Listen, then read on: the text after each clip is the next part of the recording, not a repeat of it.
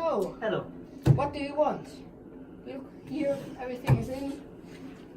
I think Yeah, I want a Naanbrot. The Naanbrot. Okay, Yes. you can sit over there. 5 minutes, then it's finished. Thank you. Bye.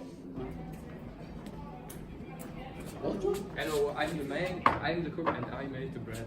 Here. something for you. Bon appetito.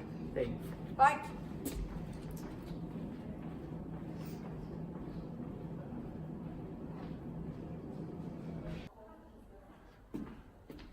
So I see you're finished. Yeah, I'm done. Was it tasty? It was really tasty. Okay, that's good. I want to pay. Can I pay with credit card? No, you don't take credit cards. You take euro. Yeah, euro are very good. You come back then when you. Yes, I come back.